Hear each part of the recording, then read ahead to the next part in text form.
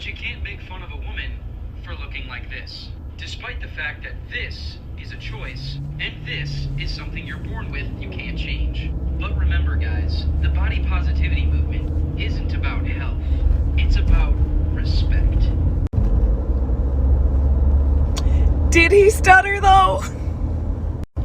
Women these days can't be told anything because it's sexist and misogynistic, and you hate women because we're women and we can't do anything without being criticized. Fuck off! You guys really don't understand the double standard you bring to men when it comes to shit like this, and it makes me laugh. Like, it's as simple as, like, a girl could be like, I love chubby dudes. And then a dude could be like, oh, I don't mind that you're chubby. I like chubby women. You're calling me fat. I'm not fat. Body positivity. You need to love me the way I am. Or a dude would be like, oh, I prefer a girl that's, a little bit shorter. I'm a tall queen. I'm a goddess. You can't talk shit to me. But then the same woman will be like, if there's a 5 in your height, you can't date me. Because apparently, to this new generation of love my body the way it is, it only counts for females. Because God forbid a dude loves his muscles, or doesn't mind that he's chubby, or is cool with being short. He's wrong. So ladies, we need to learn when people voice their opinions on what they like and you don't match the criteria, it's not the end of the world and no one's attacking you. Not everyone is gonna like whatever you bring to the table, whatever that may be.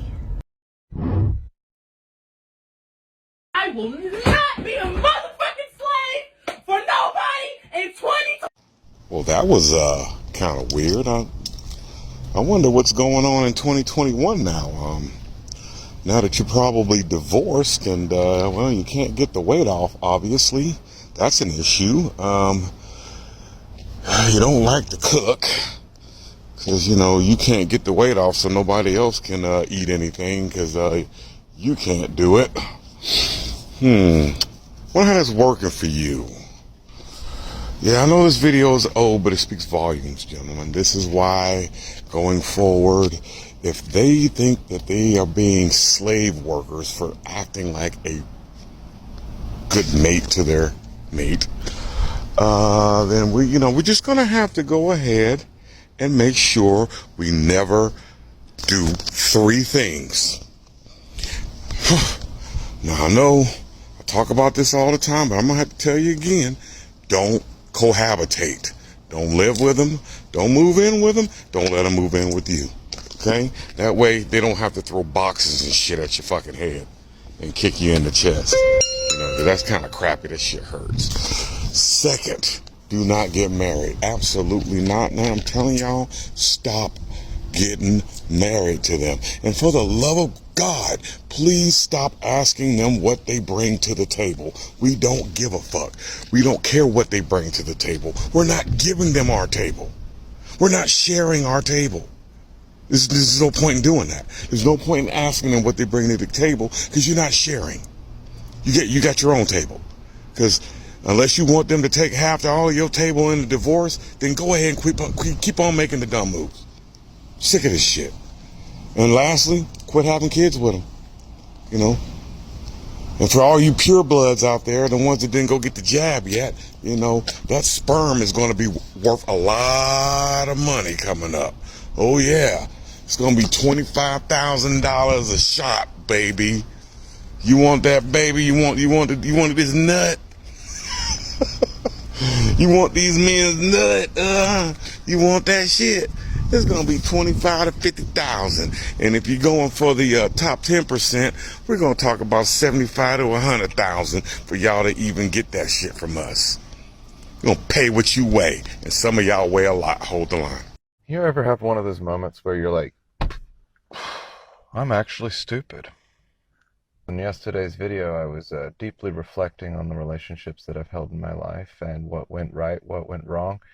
And I just can't believe I missed this detail. See, for the past year, I've been single. I haven't been dating, haven't been in any kind of relationship. But what else I haven't been doing is pursuing a career or my music or any form of college. So I found that to be really interesting because 9 times out of 10 when I had a woman pop up in my life, it was actually a really inconvenient time and I was building myself up.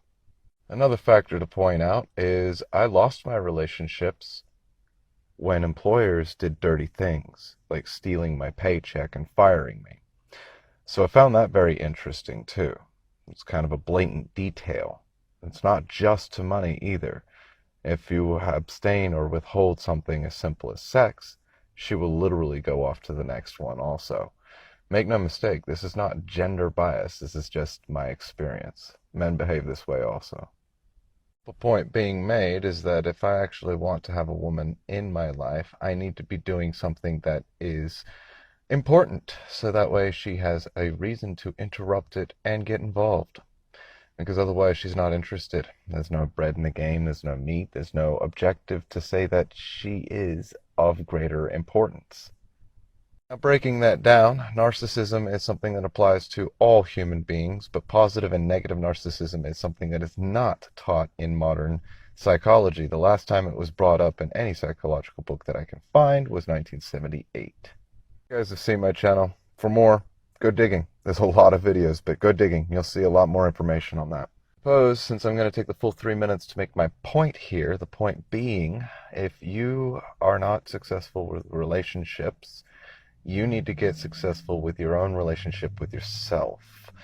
Only and at that point will you attract the attention of negative entities, which are just going to take from you anyway.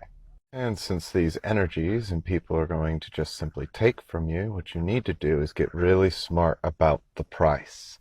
Say no, build wealth, get to the point where you get to say yes or no, and decide for yourself if you are going to actually be in that relationship. Don't listen to your hormones.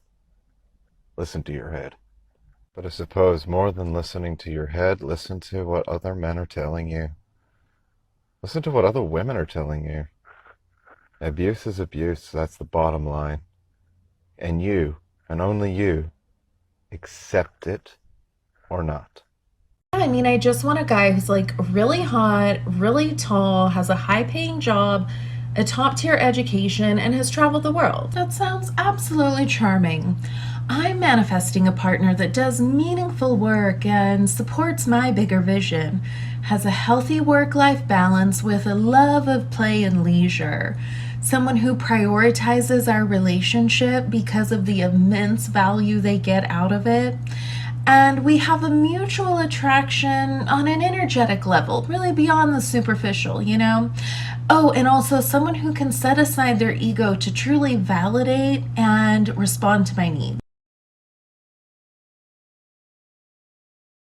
20,000 damn bitches on the island. 20,000 damn bitches going private.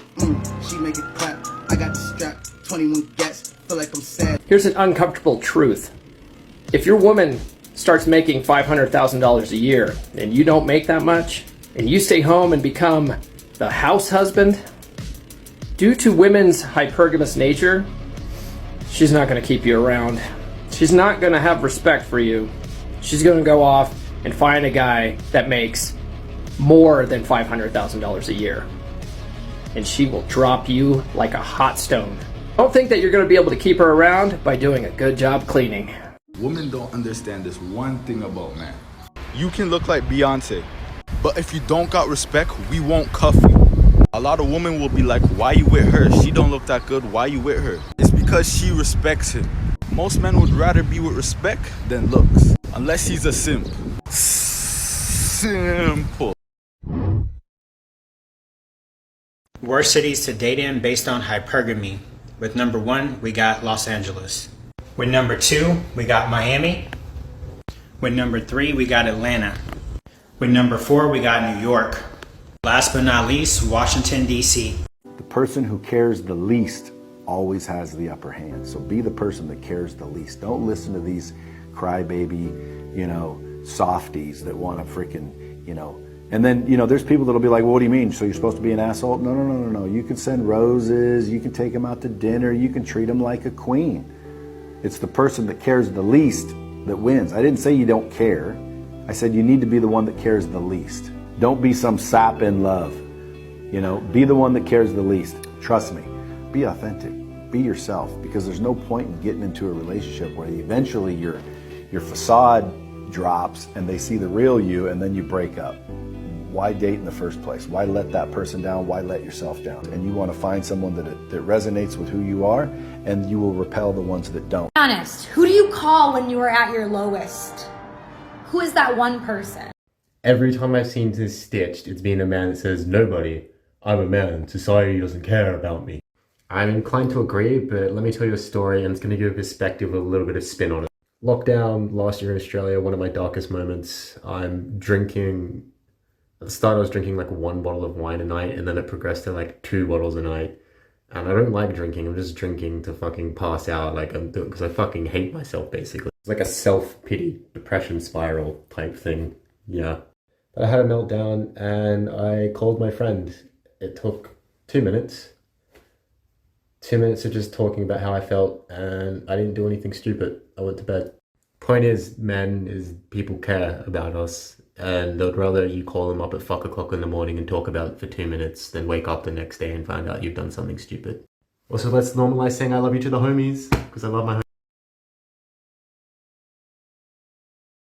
Right now is projection. So what you are saying is, since I love a guy and I can't see myself cheating on him because I love him and respect him, he got to do the same thing. And I'm telling you, no, let me finish. And I'm telling you that guys don't think like that. We just think there's a girl, she's fine, let's let's fuck, and move on.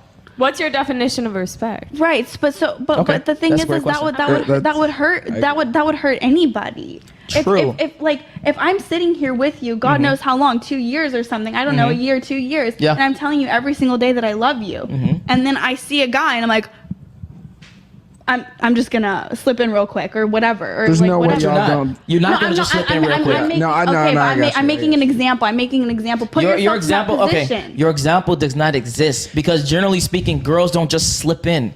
It's, you have to be a certain height, you have to have a certain status, you have to have a certain way about you, you have to have a certain attractiveness, you have to be all these different things for you to even consider a guy to have sex. Okay, okay, that's not even necessarily like my point right now. My point right now is the fact that you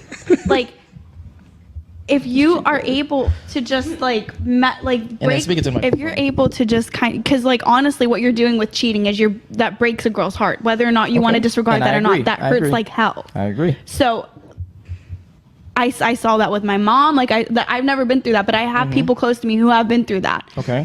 That's not something that is nice to go through. Okay. And if you respect your girl, why would you want to put her through that for something that is just going to last 30 minutes? Because we're not going to tell her about it. No, not even that. They find out about it. That's just a douchebag move then. You're just looking like an asshole. Don't be dumb. Okay, here's the thing. We are not thinking. That most men live lives of quiet desperation. It's one of my favorite quotes ever because it's true. And I've been that guy. You're just in this world where you just can't wait to just run away. And how do people get stuck there? How do you think they get stuck there? Bills. Bills? Like financial bills? Right? Yeah. Bills and commitment.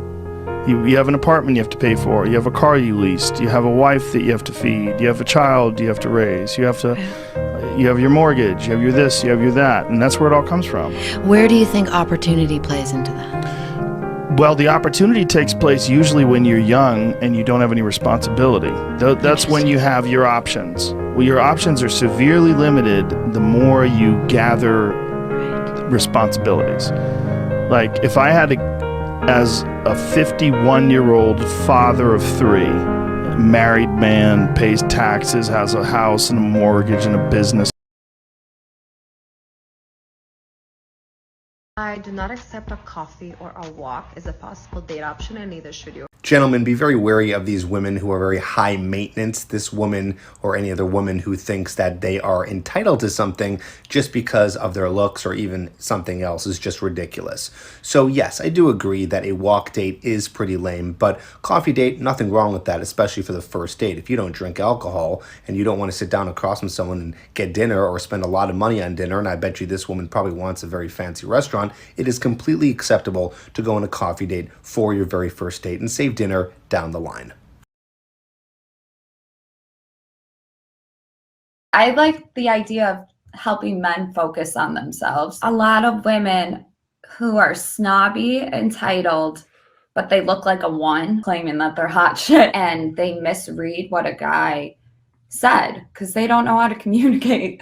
Women don't know how to communicate with men in general, let alone anymore. I've also seen awful rejections. Women have absolutely no idea the level of rejection and embarrassment that guys go through. You know, it had to be 2 months ago that I asked on my TikTok, does anybody know anybody in Mgtow? Because I have questions. I'm still learning about it. One thing you may not realize about men is that majority of them would rather just scream their fucking head off and have a moment to themselves in their car or wherever than to ever feel like they're putting a burden on other people. Yes, we get told to talk about it, but it's never really that simple. So instead of running that risk either, the only words you'll ever hear out of our mouth is "I'll figure it out." A lot of you have probably given online dating a go at some point, and a lot of you have probably found it challenging to get responses and dates. Well, here's the thing you need to realise. Normally it's men who approach women. Now in real life, a lot less men are going to approach women because of fear of rejection. However, online men don't have those same fears, because rejection online just means a woman ignoring your message, or a woman may say, sorry, I'm not interested. Online you don't have to see your rejecter, which means the risk and fear of humiliation is not as much online. This means more and more women are getting approached online. And this gives women an abundance of options. Even not good looking women get messages online. This means women's sexual market value becomes inflated. A 4 out of 10 woman now thinks that she's an 8 out of 10, which means that a 4 out of 10 or 5 out of 10 man now has far less chance with her than he did in past times. By the way, if you appreciate my work, become a member on Patreon, where you'll gain access to exclusive content. Exclusive content such as exclusive videos, live streams, free video topic requests, and more. You can join for as little as $3 per month, and you can cancel at any time. So become a member on Patreon today. The link is in the description.